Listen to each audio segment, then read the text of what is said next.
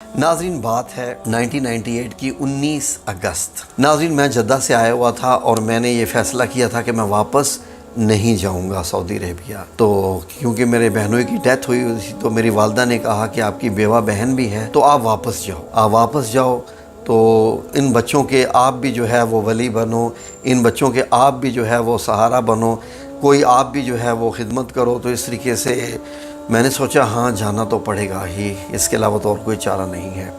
تو میں پھر اچانک پروگرام بنا لیا، کیونکہ میں سعودیہ میں تھا تو وہ مڈل ایسٹ والے جانتے ہیں کہ ایگزٹ ری انٹری کی ڈیٹ ہوتی ہے 20 اگست کو میری ایگزٹ ری انٹری ختم ہو جانی، میرے اقامے کے اوپر جو ڈیڈ لائن تھی 20 اگست سے پہلے مجھے داخل ہونا تھا سعودیہ کے ایئرپورٹ۔ 19 اگست کو میں فیصلہ کرتا ہوں کہ ٹھیک ہے جی میں اب جاتا ہوں۔ میں نے کیونکہ واپسی کی میری سیٹ نہیں تھی میں نے کروائی ہوئی، تو میں جیلہ میں اپنے تمام ادھر گیا جتنے بھی یہ ہوتے ہیں ایئر لائنز والے، تو سب نے کہا جی نہیں آپ جتنے مرضی جو ہے وہ کر لیں، نہیں ہو سکتا، آپ کو سیٹ نہیں ملے گی، اس کے لیے تو 15-20 ہزار روپیہ جو ہے وہ مطلب ہے کہ لگائیں بھی تو پھر بھی آسان نہیں ہے۔ میں نے کہا یہ تو بہت بڑی رقم ہے، اس وقت کا 15,000 آج کا 1.5 لاکھ سے بھی زیادہ ہے ناظرین۔ تو میں نے کہا اتنے تو میرے پاس پیسے ہے ہی نہیں ہے، میں کیا کروں، خیر لگاؤں بھی تو نہیں، کیسے مجھے نہیں پتہ چلا۔ تو ناظرین میں پھر مجھے کسی نے کہا جی کہ آپ جاؤ ادھر کھاریاں میں PIA کا آفس ہے وہاں جا کے چیک کرواؤ۔ 19 تاریخ کو میں جناب کھاریاں کے آفس میں گیا اور وہاں پر گیا تو میری باری آئی تو انہوں نے کہا نہیں جی پیسہ لگے گا، یا آپ کو ریاض اتاریں گے، وہ بھی جدہ کی فلائٹ نہیں ہو سکتی، وہاں سے آپ کو بس سے جانا پڑے گا، تو یہ ہے وہ بھی مشکل نہیں ہے، اچھا بھلا پیسہ لگے گا، تو یہ ہوتا ہے لیکن مشکل ہے، ناممکن ہے، آپ کا نہیں ہو سکتا، آپ کا نہیں ہو سکتا۔ میں اچھا نہیں ہو سکتا، کہتے ہیں نہیں ہو سکتا۔ میں نے کہا اچھا۔ میں جناب ایسے چہرہ گرایا نیچے اور واپس نکل آیا۔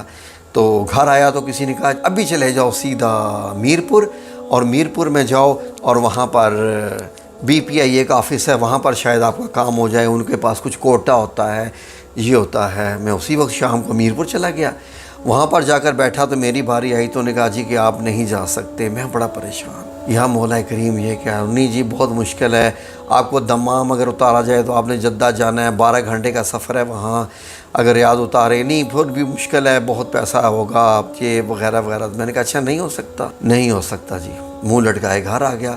تو میں نے یہی کہا جی کہ گھر آ کے جی کہ یہ تو ناممکن ہے۔ بڑی پریشانی ہوئی ناظرین، کچھ سمجھ نہیں آ رہا تھا کہ کیا کروں۔ اتنے میں ناظرین مجھے کسی نے کہا جی کہ آپ راول پنڈی چلے جائیں، وہ آپ صبح پنڈی چلے جائیں اور وہاں پر جا کر آپ وہاں سے کوشش کریں، وہاں پر آپ کا کام ہو جائے گا۔ میں نے کہا ٹھیک ہے جی۔ اب صبح 20 تاریخ کو جب کہ رات کو 12 بجے میری ایگزٹ ری انٹری کی اسٹیمپ ختم ہو رہی تھی، میں ناظرین صبح راول پنڈی پہنچ گیا اور جا کے میں نے PIA کا آفس کھلوایا۔ تو پہلے بھی کھلوایا میں نے اس لیے کہ میں بھی لائن میں لگا ہوا تھا، انہوں نے آفس کھولا تو وہاں پر جا کر جو نمبر لیا تو اتنے میں دیکھ رہا تھا کہ 4-5 لوگ بیٹھے ہوئے تھے جو چیک کر رہے تھے PIA والے، ان میں ایک سامنے ایک خاتون بھی۔ تو جب میری باری آئی تو جناب وہ جو میرے پاس نمبر تھا تو وہ ایک لڑکی وہاں بیٹھی ہوئی تھی، تو اس خاتون نے مجھے بلایا جی کہ آپ ادھر آ جائیں جی، یہ نمبر ہے آپ ادھر آ جائیں۔ میں ان کے پاس گیا تو انہوں نے کہا جی کہ یہ تو آپ کے تو آج تاریخ ختم ہو رہی ہے، صبح کا ٹائم ہو چکا ہے اور سیٹ تو ملنا ناممکن ہے بالکل، اور جدہ کے لیے تو بہت رش لگا ہوا ہے، سیزن چل رہا ہے، لوگ وہاں پر عمرہ کے لیے جا رہے ہیں، آپ تو ناممکن ہے۔ میں نے کہا جی تو آپ نے پہلے کیوں نہیں ٹرائی کی؟ میں نے کہا میڈم پہلے میں نے اس لیے ٹرائی نہیں کی، میرا ارادہ نہیں تھا، کل کا ارادہ بنا ہے، میں جہلم گیا ہوں، تو کھاریاں گیا ہوں، میرپور گیا ہوں، تو انہوں نے جو ہے وہ کہا جی کہ بڑا مشکل ہے، تو یہ ہے وہ ہے، تو اس نے کہا جی کسی نے آپ سے کہا نہیں کہ کتنے پیسے لگیں گے تو یہ کام ہو جائے گا؟ میں نے کہا مجھے تو انہوں نے صرف یہی کہا ہے کہ کافی پیسے لگیں گے، تو آپ نے ان سے کہا نہیں ہے کہ ٹھیک ہے بتائیں کتنے پیسے لگیں گے؟ میں نے کہا نہیں میں نے تو نہیں کہا، تو انہوں نے بتایا بھی نہیں۔ میں نے کہا انہوں نے بتایا بھی نہیں، تو آپ کا ضروری ہے جانا بہت؟ میں نے کہا جی بس مسئلہ ہی ایسا ہے کہ مجھے جانا پڑے گا، کچھ معاملہ ایسا ہے۔ تو بڑا میرا پریشان چہرہ تھا۔ تو وہ خاتون مجھے کہتی ہے کہ آپ بہت سیدھے آدمی ہیں۔ میں نے کہا کیسے جی؟ کہتی ہے نہیں اگر آپ ان سے کہتے ہیں نا کہ میں پیسے دینے کو تیار ہوں وغیرہ، تو ان لوگوں کی اپنی زبانیں ہوتی، ان لوگوں کی کوڈ ورڈنگ ہوتی ہے، اگر آپ اس کوڈ ورڈنگ سے بولے تو یہ جو ایئر لائن والے ہوتے ہیں یہ آپ کو بتا دیتے ہیں، ٹکٹنگ والے، کہ کتنے پیسے لگیں گے وغیرہ وغیرہ، تو سیٹیں وغیرہ ہوتی ہیں، یہ کروا سکتے ہیں۔ میں نے کہا جی مجھے تو نہیں پتہ۔ تو اس نے اب یہ کہنا شروع کر دیا جی کہ بہت مشکل ہے، بہت مشکل ہے۔ میں نے کہا ٹھیک ہے میڈم کوئی بات نہیں، جو میرے رب کریم کو منظور منظور شاید اللہ کو منظور نہیں ہے تو ویزا ضائع ہو جائے گا، کوئی بات نہیں۔ کہتی ہے نہیں ایسا نہ کہیں، تو اینی وے آپ ایک کام کریں۔ میں نے کہا جی بولیں۔ ایک دم میرے چہرے پہ مسکراہٹ آئی کہ جیسے وہ مجھے کوئی سجیشن دینے لگی ہے۔ میں نے کہا جی بولیں میڈم۔ کہتی ہے آپ سامنے والی سیٹ پہ بیٹھ جائیں اور آپ مجھے دیکھتے رہیں۔ میں نے کہا چلیں ٹھیک ہے جی۔ اب مجھے کچھ امید لگ گئی کہ پتہ نہیں یہ کیا کہہ رہی ہیں، تو میں وہاں جا کر بیٹھ گیا اور اس کے بعد میں کافی دیر بیٹھا رہا ناظرین وہاں پر۔ میں اب وہاں بیٹھا ہوا تھا اور انتظار کر رہا تھا، اور بار بار میں دیکھ رہا تھا کہ اب یہ خاتون مجھے بلائیں گی، ابھی بلائیں گی۔ تو میرے ذہن میں آیا کہ کیوں نہ اللہ رب العزت کو پکارا جائے۔ میں نے کل سے اللہ کو میں نے کیوں نہیں پکارا، میں اپنے ہی روئے جا رہا ہوں، آنسو بہائے جا رہا ہوں، تو اللہ کو میں کیوں نہ پکاروں، میں تو ہمیشہ اللہ کو پکارتا ہوتا ہوں۔ پھر مجھے یاد آیا کہ استغفر اللہ العظیم، میں تو نوافل مانتا ہوتا تھا، تو میں اتنا ڈپریسڈ حالت میں تھا کہ مجھے یاد ہی نہیں رہا، تو میں صرف یہی کہہ رہا تھا کہ ہو جائے، اللہ کرے ہو جائے۔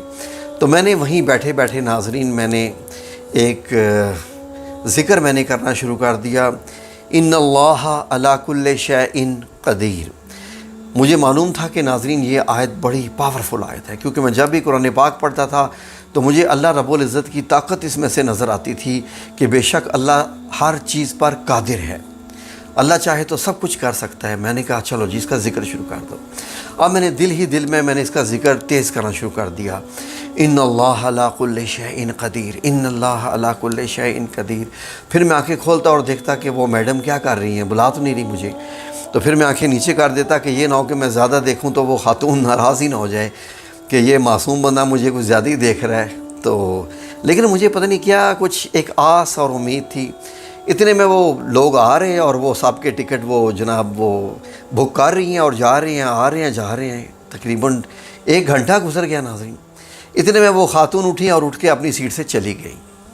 میں پریشان کہ میں نے کہا چلیں جی اس کی چھٹی کا ٹائم بھی ہو گیا ہے، دوپہر ہو گئی ہے، تو اب کیا کریں۔ تو میں نے کہا کہ چلو جو بھی ہے، اب اپنے آپ کو میں نے پریپیئر کر لیا، لیکن میں نے کہا چلیں آیت پڑھا۔ اتنے میں وہ خاتون آئیں اور تھوڑی دیر کے بعد ایک اور صاحب انہوں نے ٹکٹ وغیرہ بک کی اور مجھے ایسے انہوں نے ہاتھ سے اشارہ کیا۔ اب میں گیا ان کے سامنے جا کے بیٹھا، تو میں نے کہا جی میڈم جی بسم اللہ حکم کیجئے، کہ ہنسنے لگ پڑی، کہتی ہے میں حکم کیا کرنا ہے، حکم صرف اللہ ہی کا ہوتا ہے، تو بڑے خوش قسمت ہیں آپ۔ میں نے کہا جی کیا سیٹ ہو گئی؟ کہتے ہیں جی ہاں الحمدللہ ہو گئی۔ تو میں نے کہا کون سے ایئرپورٹ سے ہوئی؟ کہاں مجھے جانا پڑے گا؟ آپ کی سیٹ ہوگی جدہ کی ہوگی۔ میں نے کہا جدہ کی سیٹ ہوگی، سبحان اللہ، تو کب کی ہے؟ کہتی ہے آج ہی کی ہے، آج 7:30 بجے رات کو آپ کی سیٹ ہے۔ میں نے کہا آج 7:30 بجے، میں تو ابھی ادھر ہی ہوں۔ کہتی ہے ہاں تو چلے جائیں سیدھے ہی ایئرپورٹ۔ میں نے کہا نہیں ابھی تو ٹائم کافی ہے، اور میں تو جہلم سے آیا ہوں، تو جہلم میں میرا گھر ہے اور وہاں پر مجھے جانا ہے، میرا تو بیگ وغیرہ سب وہیں پر ہے۔ تو کہتی ہے پھر ایسا کریں جلدی ابھی جائیں اور سیدھا بیگ اپنا اٹھائیں اور فلائٹ کے لیے جلد از جلد پہنچیں۔ تو میں نے کہا میڈم میرے پاس الفاظ نہیں ہے، میں کیسے شکریہ ادا کروں۔ اب میرے پاس میں اب پریشان یہ ہو گیا کہ میری جیب میں تو تقریباً 6,500 کے قریب تھا۔ تو میں نے کہا کہ اب یہ پتہ نہیں پیسے اس نے کتنے بنائے ہوں گے، کیونکہ وہ تو 15,000 کا کہہ رہے تھے۔ میں نے کہا اچھا میڈم اب یہ ہے کہ کتنے پیسے مجھے اور دینے پڑیں گے؟ کہتی ہے پیسے کون سے؟ میں نے کہا آپ نے جو سیٹ بک کروائی ہے، میری جو یہ ایک قسم کی کرامات ہو گئی ہیں، معجزہ ہو گیا یہ والا میرے ساتھ، ایسا کیسے؟ کہتی ہے آپ کو مبارک ہو کہ آپ کی سیٹ بغیر پیسوں کی ہوگی ہے۔ میں نے کہا واقعی بغیر پیسوں کے آج کی سیٹ ہوگی؟ کہتی ہے ہاں ہوگی الحمدللہ۔ آپ بڑے خوش قسمت ہیں، میں تو حیران ہوں کہ کیسے خوش قسمت ہیں۔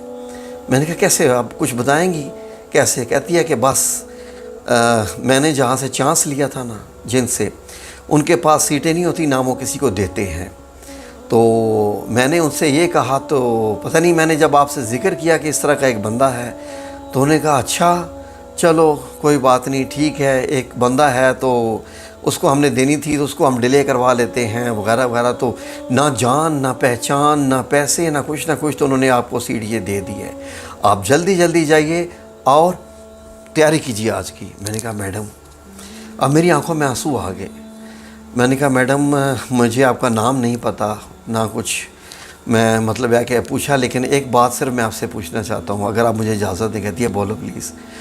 میں نے کہا کہ آپ نے میرا وہ کام کر دیا ہے کہ آپ نہیں سوچ سکتی کہ مطلب یہ ہے کہ میرے لیے کتنا ضروری تھا جانا آج، تو میں آپ کے لیے کیا خدمت کر سکتا ہوں؟ مجھے اپنا فون نمبر دے دیں، یا میرے لائق کوئی خدمت ہو سعودی عربیہ میں، میری وہاں پر بڑی اچھی جاب ہے جو میں چھوڑ کے آ گیا ہوں، اور میں اب اسی پہ جا رہا ہوں، بہت اچھی ماشاءاللہ جاب ہے، اچھی سیلری ہے۔ کہتی ہے کہ ایک بات آپ کو میں بتاؤں، یاد رکھیے گا۔ میں نے کہا جی۔ کہتی ہے کہ آپ جس زمین پہ ہوتے ہیں نا وہ بڑی پاک زمین ہے، بس اتنا میرا ایک کام کیجیے گا کہ آپ جب بھی حرم شریف میں جائیں تو میرے لیے آپ نے خصوصی دعا کرنی ہے، وہاں نام وغیرہ نہیں چلتے، بس کہہ دیجیے گا کہ وہاں جا کر کہ وہ جو میڈم جنہوں نے میری سیٹ بک کی تھی، یا اللہ بس اس سے راضی ہو جا۔ تو یقین کریں کہ میں 23 سال اس کے بعد جدہ رہا، میں جتنی بار میں قیام اللیل پڑھتا رہا، روزانہ بھی جب میں مکہ المکرمہ جاتا رہا، جب رمضان ہوتے تھے وہاں پر جا کے تہجد ہم پڑھتے رہے ہیں، قیام اللیل پڑھتے رہے، عمرہ کرتے رہے، میں اس خاتون کو کبھی نہیں بھولا۔ اگر یہ ویڈیو اس خاتون تک پہنچ جائے 19 اگست 1998 کی، تو میں آپ کا بہت شکر گزار ہوں، اور آج بھی میں اللہ سے دعا کرتا ہوں کہ اللہ رب العزت آپ کی زندگی خوشیوں کامیابیوں سے بھر دے، جیسے آپ نے میری مدد کی تھی۔ آمین یا رب العالمین برحمتک یا ارحم الراحمین۔